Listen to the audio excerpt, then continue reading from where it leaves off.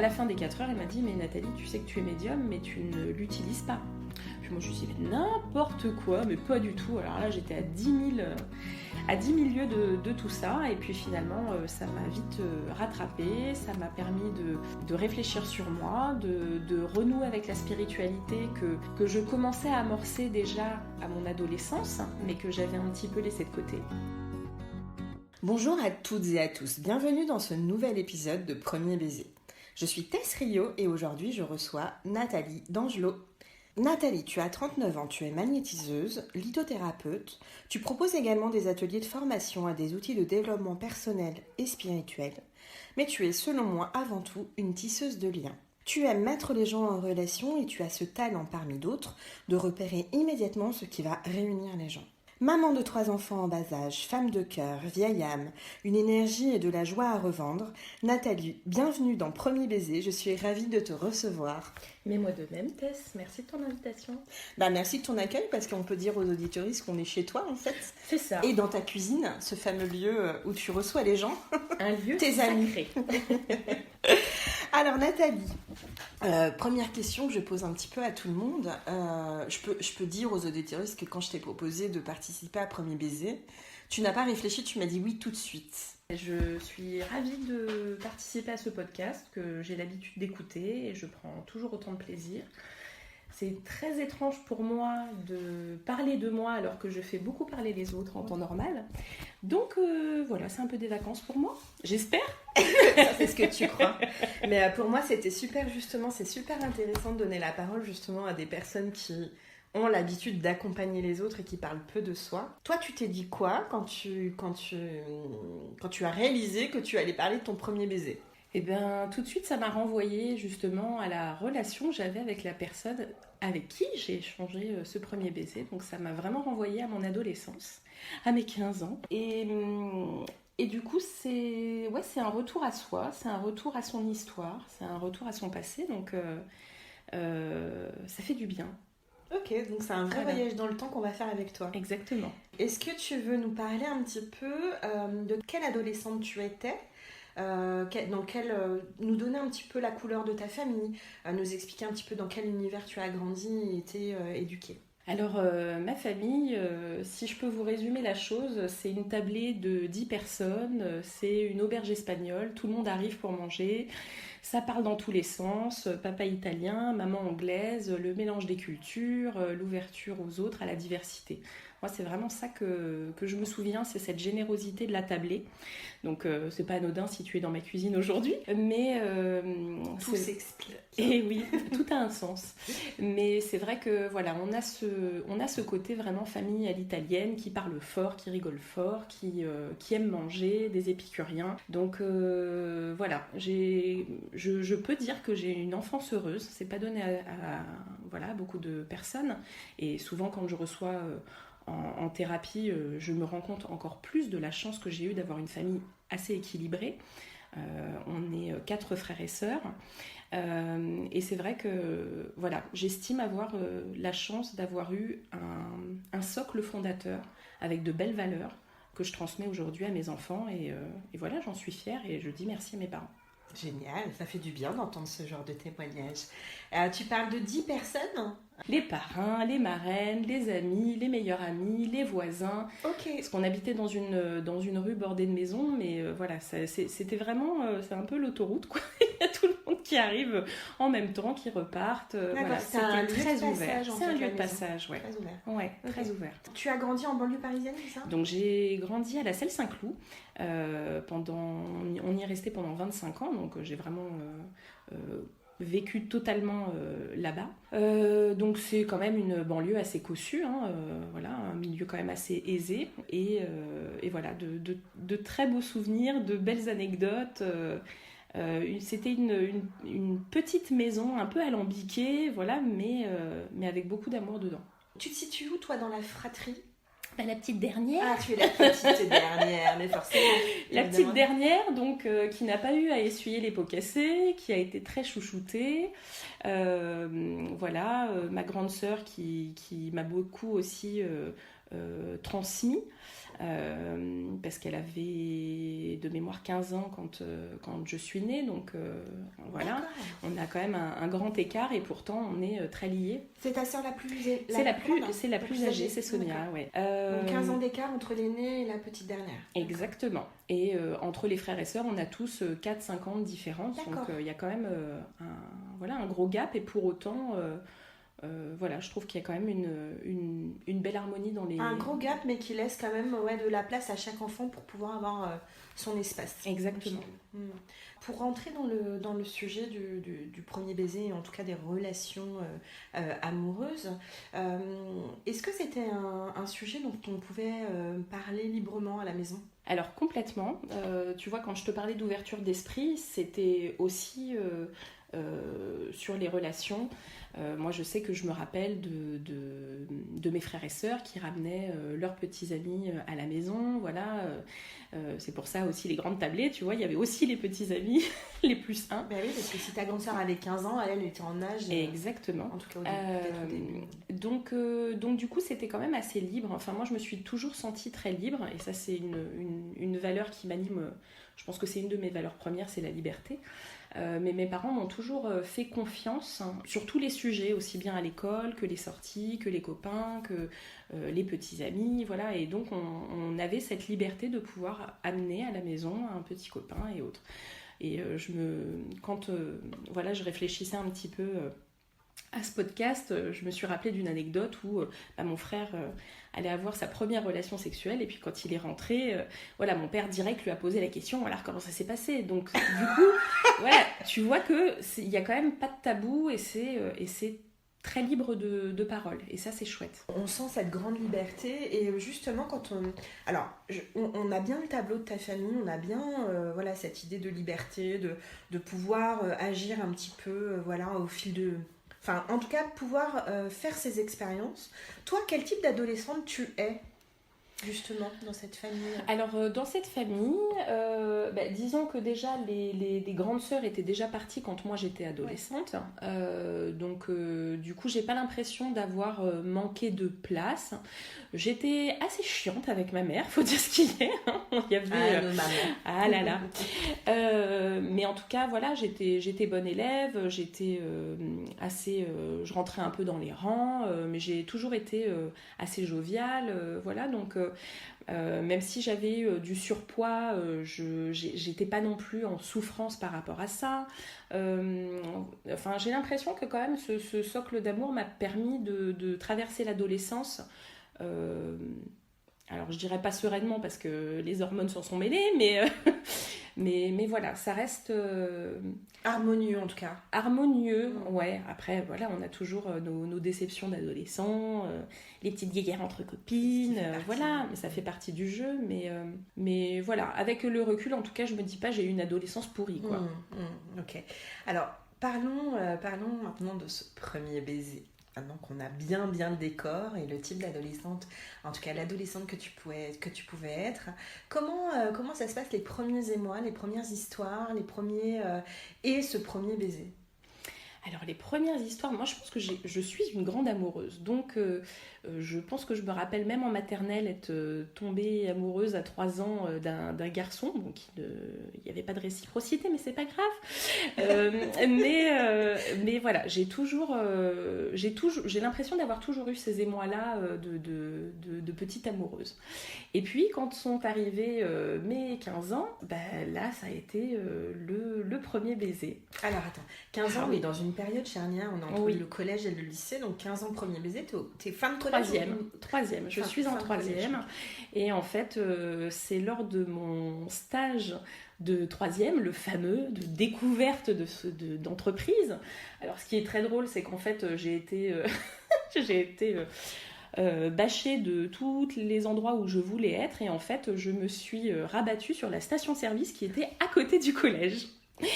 Et du coup, je leur ai demandé, avec un copain qui n'avait pas non plus de stage, si on pouvait venir chez eux. C'était des franchisés. Et ils nous ont dit pas de souci. Et moi, je me rappelle qu'il y avait une grande réserve à bonbons, paquets de dragibus et compagnie. Donc du coup, ils nous mettaient vraiment très bien. Mais il y avait un caissier qui s'appelait Emmanuel. Et donc, qui avait 18 ans, donc beaucoup plus âgé que moi.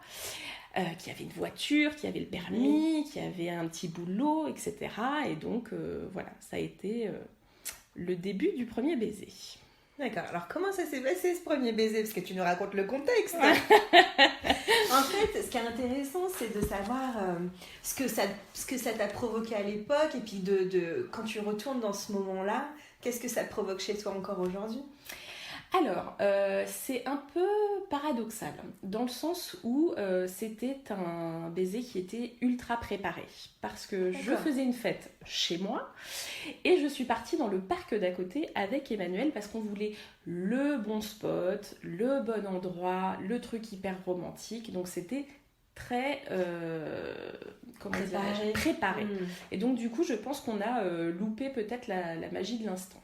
Bon, voilà, c'est chose faite. Après, quand je regarde avec le recul, comme j'ai la finalité de la relation, c'est là où c'est un peu plus paradoxal pour moi. Et que le souvenir du coup s'étiole un peu dans le sens où voilà, ça a été une relation qui a été un peu plus compliquée. On est resté 1 an et demi ensemble. Ah oui, quand même. Ouais. Première relation. Moi, je n'ai eu que des relations très longues. Comme je te dis, je suis une grande amoureuse et je suis très fidèle en amour. Donc, du coup, on est resté longtemps ensemble. Et lui, en fait, n'a pas supporté la rupture et m'a harcelée pendant 5 ans. Mais au point où vraiment, il était devant chez moi à ouvrir les lettres, à aller me pister au lycée. Donc, du coup, forcément, ce premier baiser, finalement, avec le recul, est un peu en demi-teinte maintenant. Bien sûr. Mais ça reste... Ça reste attaché à une époque, en tout cas. Voilà, exactement. Et du coup, pendant ces 5 ans où ce garçon était en train de te harceler, tu as pu vivre d'autres histoires d'amour? Absolument. Ouais. 1 an et demi avec ce garçon, la relation s'arrête. Malheureusement, lui, de son côté, il ne prend pas bien les choses, puisque pendant 5 ans, en fait, il continue à espérer quelque chose de toi. Comment tu arrives à passer à autre chose et à te construire et à rebondir par rapport à cette histoire, qui quand même est vraiment pas anodine quand on a 16 ans? Alors écoute, je dirais que c'est ma force de caractère. J'ai toujours, pour les personnes qui me connaissent, souvent ce qu'on dit de moi, c'est que je suis quelqu'un d'ultra positive, très optimiste, etc. Donc je pense que je suis allée... Ça doit être certainement fondateur pour moi, puisque je suis allée puiser justement dans cet optimisme, dans cette positive attitude et l'envie de croquer la vie à pleines dents finalement et de profiter de tout ça. Là, je découvrais ma sexualité, je découvrais les premiers émois et donc l'envie d'aller plus loin et de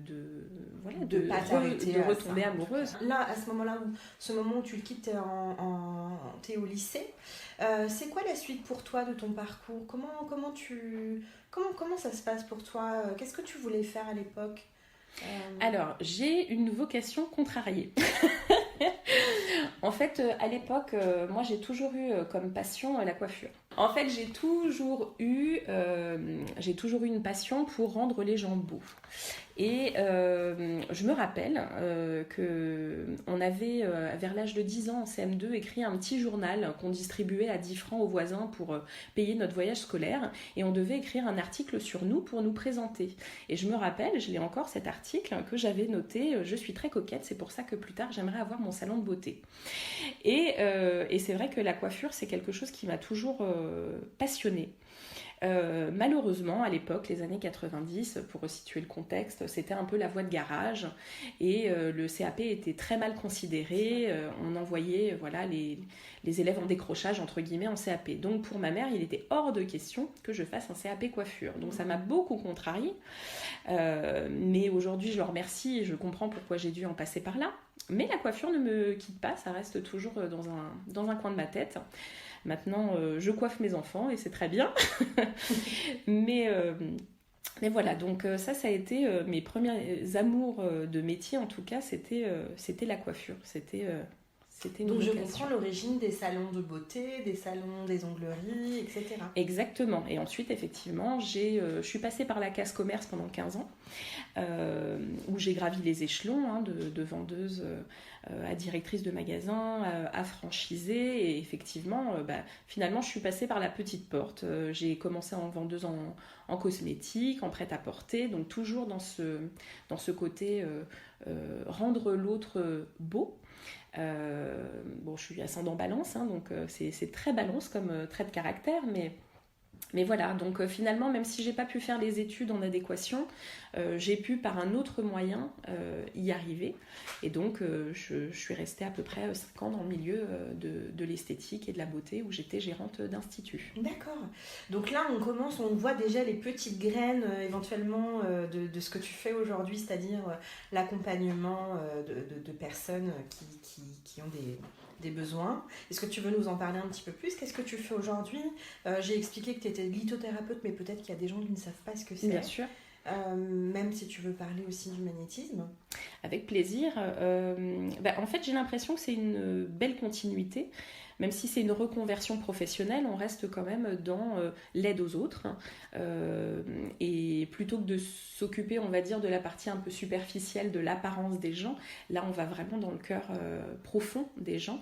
Moi, c'est par le biais du magnétisme et de la lithothérapie. Le magnétisme, disons que j'utilise mes propres énergies pour pouvoir apporter un mieux-être et une meilleure compréhension des problématiques de chacun, que ce soit émotionnel, physique, les douleurs du corps qui nous parlent, la maladie. Et la lithothérapie, c'est littéralement le soin par les pierres. Donc c'est un complément pour moi de soins.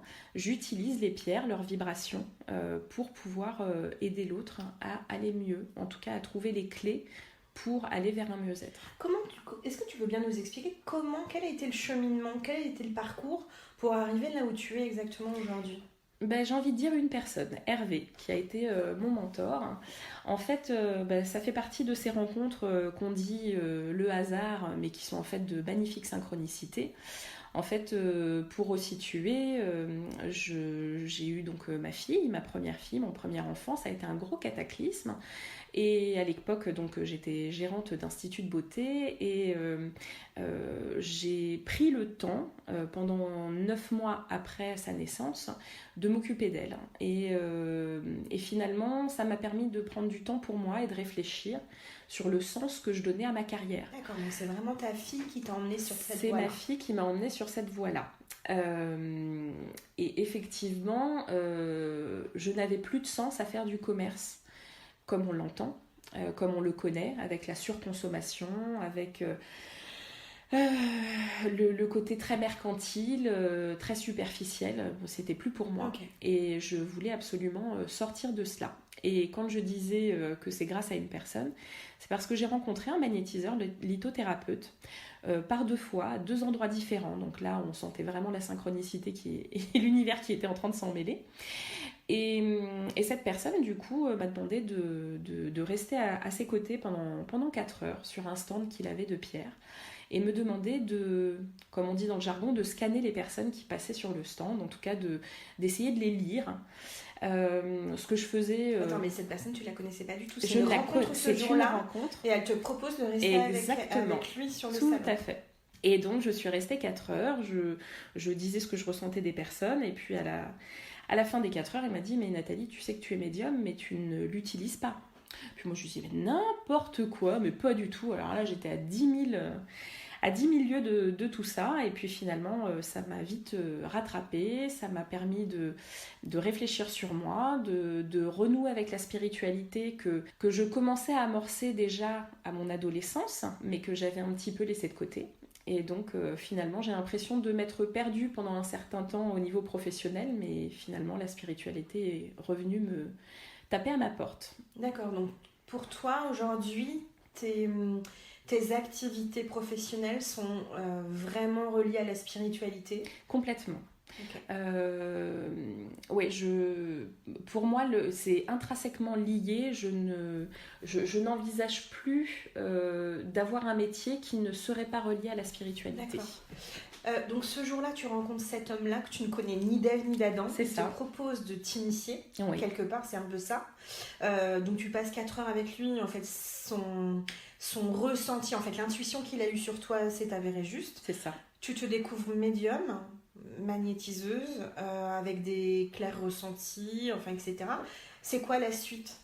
Et ben de cette rencontre? La suite de cette rencontre, c'est que lui m'a transmis énormément de choses. D'accord. Donc tu t'es formée auprès de lui. Je me suis formée auprès de lui et il m'a donné cette confiance en moi aussi, ce coup de boost nécessaire pour me dire je suis légitime, je suis à ma place et je vais à mon tour aider les autres à se découvrir. D'accord, mais je voudrais juste comprendre ce jour-là, quand tu vas dans ce salon-là, tu ne sais pas du tout pourquoi tu... Enfin, j'imagine que tu vas à ce salon-là parce que tu es appelée à... Alors, ce n'était pas un salon, j'allais faire mes courses et c'était dans une galerie d'un centre commercial. Donc, lui donnait des soins dans une galerie d'un centre commercial. Il ne donnait pas de soins, il vendait des pierres.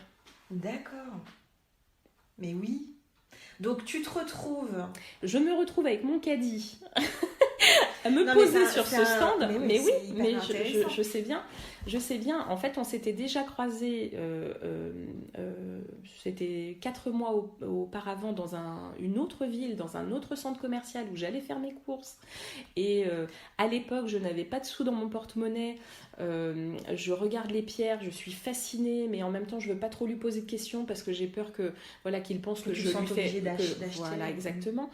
Et je m'en vais sans y penser. Et en fait, 4 mois plus tard, rebelote dans un autre endroit. Boom. Et là, je me dis, bon, ok, l'univers, là, tu m'envoies un gros message, donc on va l'écouter. D'accord. Et ce qu'il faut savoir, c'est que cette personne-là, en fait, a vécu une expérience de mort imminente. C'était pour lui il y a plus de 5 ans.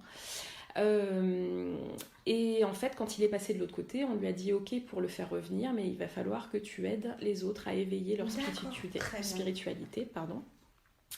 Il va falloir que tu les aides à se développer spirituellement, à trouver leur voie et leur chemin de vie. Donc il est revenu avec ce message-là, et c'est pour ça que lorsqu'il rencontre finalement des personnes qui ont des capacités un peu endormies, je dirais, en tout cas des facultés, du coup il se fait un point d'honneur de les aider.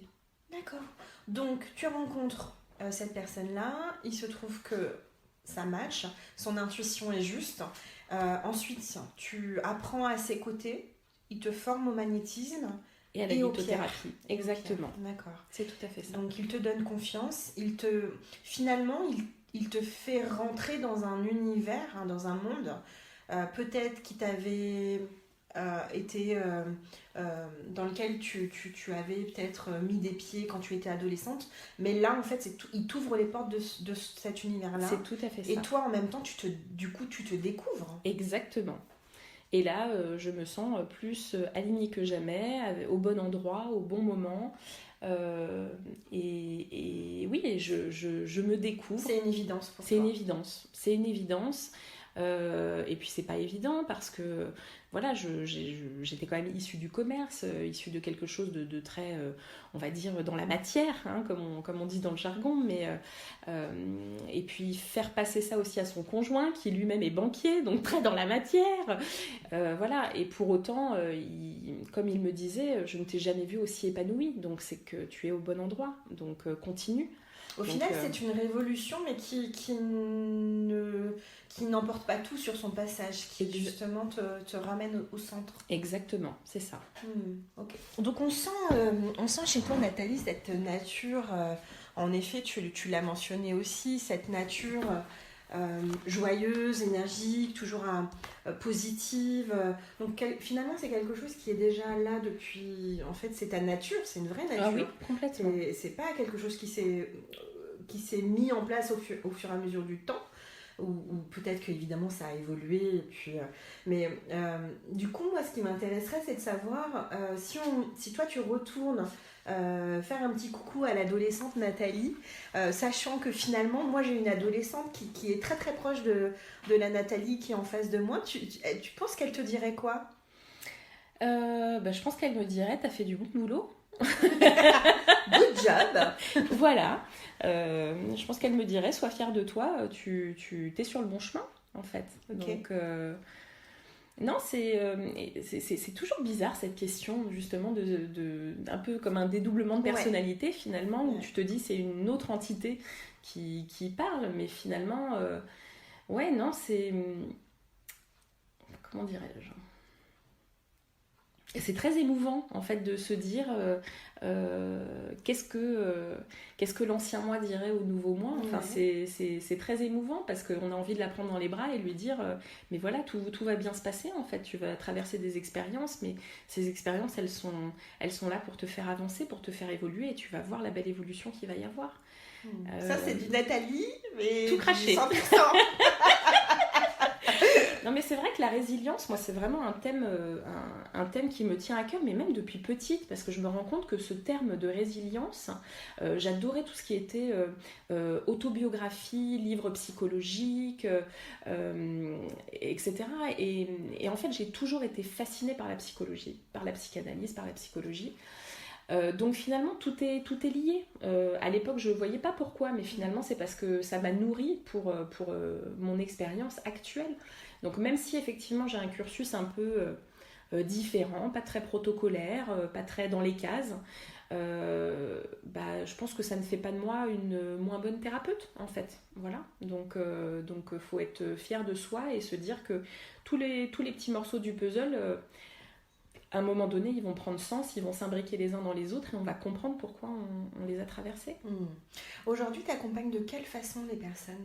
C'est-à-dire que tu reçois en cabinet, comment tu vas à la rencontre des gens et comment les gens te rencontrent ? Ce que je dis souvent à des thérapeutes qui commencent et qui, à juste titre, comme moi j'ai pu l'avoir, mais qui ont un peu peur justement de est-ce que je vais développer ma clientèle, comment la développer ? Parfois je leur dis mais vraiment laissez faire la vie, parce que de toute façon on attire à soi les personnes qui ont besoin à l'instant T. Et donc faut se déstresser par rapport à ça, parce qu'on se fait des nœuds au cerveau, parce qu'on se crée vraiment du stress inutile. Et en fait moi j'ai beaucoup fait de salon bien-être, j'ai beaucoup été à la rencontre des gens à ce niveau-là, des marchés avec mes pierres, et puis forcément ça attire, et après on finit par papoter, et voilà. Donc j'ai beaucoup fait d'ateliers, donc finalement oui, ce qui regroupe, c'est je pense avoir cette faculté à effectivement, comme tu disais en préambule, créer du lien, mais parce que j'aime fondamentalement les gens en fait, et les gens sont souvent étonnés parce que je me rappelle de leur prénom, de leur histoire de vie, mais parce que quand j'écoute les gens, je les écoute vraiment, et du coup c'est facile pour moi de restituer leur histoire, même si on ne s'est pas vu depuis 6 mois, 1 an. Donc voilà, je pense que les gens me font confiance à ce niveau-là, parce qu'ils sentent finalement que j'ai ce cœur très ouvert et tourné vers l'autre. Alors j'ai un site internet, donc c'est joliesondes.com, site internet sur lequel ils peuvent... Qui est tout récent. Sur lequel ils peuvent à la fois adopter des pierres, mais également prendre rendez-vous pour différentes séances, puisque on peut faire tout aussi bien un soin énergétique pour booster, comme on peut faire un soin un peu plus profond, un soin karmique de libération. Je donne aussi des cours de tarot, je donne des guidances quand on a besoin d'essayer d'y voir un peu plus clair dans sa vie. Les cartes, le pendule peuvent nous aider à cela, sans partir sur un aspect divinatoire. Moi ça m'intéresse absolument pas, c'est pas du tout ce que je veux. Comme me disait souvent ma prof de tarot, quand un tiroir est coincé, ce qui est plus important finalement, c'est de comprendre comment le décoincer et pas savoir quand est-ce qu'il va se décoincer. Donc pour moi c'est un peu ça. J'aime guider sans donner des clés, sans pour autant être sans libre arbitre pour la personne. Voilà. Donc voilà l'étendue de ma palette, de mes petits outils de baguette magique pour aider l'autre à trouver ses propres clés, parce que finalement le métier de thérapeute c'est ça, c'est de pouvoir donner des clés à l'autre pour qu'il puisse se réaliser, mais pas d'être là à le diriger finalement. Enfin, ça n'a aucun sens. Moi, ce que je me demande, c'est comment on fait quand on a 3 enfants en bas âge pour faire des salons, des ateliers, des soins, créer son entreprise, gérer sa vie. C'est quoi ton secret, Nathalie ? C'est être Mary Poppins avec un sac énorme et des outils à l'intérieur. Non, je ne sais pas moi-même, je ne sais pas où je puise ma force. Tu dors de temps en temps ? Je dors très peu, très honnêtement, je dors très peu. Parfois, je fais des insomnies sur surtout les soirs de nouvelle lune. Mais cancer que je suis, non, mais je ne sais pas. Je pense que j'ai une énergie, une force de vie. J'ai comme un besoin urgent de vivre ma vie pleinement, en fait. Ça, c'est vraiment ce qui m'anime. Il y a une urgence à vivre. Bien que je sache qu'on est multivie, que voilà, la vie ne s'arrête pas à la mort, bien loin de là. C'est une renaissance, mais j'ai cette urgence de vivre pleinement mon incarnation ici et maintenant. donc du coup, ouais, je dors quand même correctement, mais c'est vrai que ouais, je suis à fond à la... petit secret à délivrer mais rien du tout, aux mamans.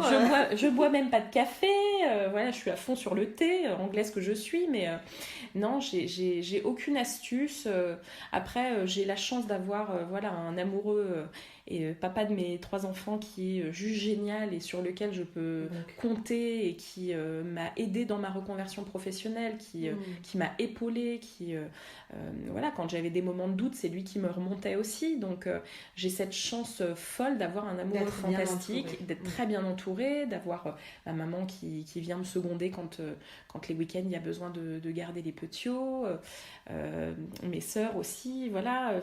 C'est encore une fois le lien aux autres, l'entraide, la solidarité, c'est vraiment voilà, c'est la base de tout, et j'hésite pas de mon côté à aider les amis quand il y a besoin. Je te prends tes enfants, voilà. Il y a un réseau d'entraide. Exactement. C'est ce qu'on appelle la sororité, et moi c'est quelque chose qui me tient à cœur, parce que de toute façon je pense que l'avenir sera au féminin et que ça passe par l'entraide féminine, absolument. D'accord. J'ai précisé dans l'introduction que tu étais de nature joyeuse, mais moi j'aimerais bien savoir, Nathalie, si tu as... Je t'avais demandé, donc dans chaque émission je demande un objet à l'invité qui pour lui symboliserait la joie, donc on a compris que tu es joie, Nathalie. Je suis joie de vice versa, pour ceux qui connaissent le dessin animé, je suis joie. Donc est-ce que tu as un objet à nous présenter ? Alors l'objet à vous présenter, ce serait une toile qui est au-dessus de ma cheminée dans mon salon, sur laquelle nous avons imprimé une photo de moi avec mes enfants, une photo qui est peut-être pas la plus mieux cadrée, la mieux voilà, un grain magnifique ou autre, mais c'est un portrait en noir et blanc de moi avec mes 2 premiers enfants. Et on part en éclat de rire, on était en mode chatouille, et mon conjoint a immortalisé l'instant, et pour moi voilà, c'est une joie de me dire que je réussis et qu'on a réussi avec mon chéri, qu'on a réussi de leur transmettre en fait cette joie de vivre. Voilà, si vous passez à la maison, c'est pas anodin d'entendre de la musique, on est en train de danser comme des foufous dans le salon. Un matin, je vais mettre la couronne sur la tête pour faire le petit déjeuner. Voilà,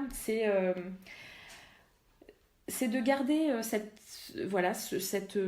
joie de notre enfant intérieur, et de ne pas être dans la gravité, voilà, de rester dans la légèreté de ton, de garder voilà, cette liberté d'être joyeux. Donc selon toi, la vie n'est pas grave ? Non, elle est belle. Tu as parlé de sororité tout à l'heure pour évoquer le futur du monde. Tu sais que je finis toujours l'émission avec une utopie. En plus, on est aujourd'hui jour de portail énergétique. On est le 22.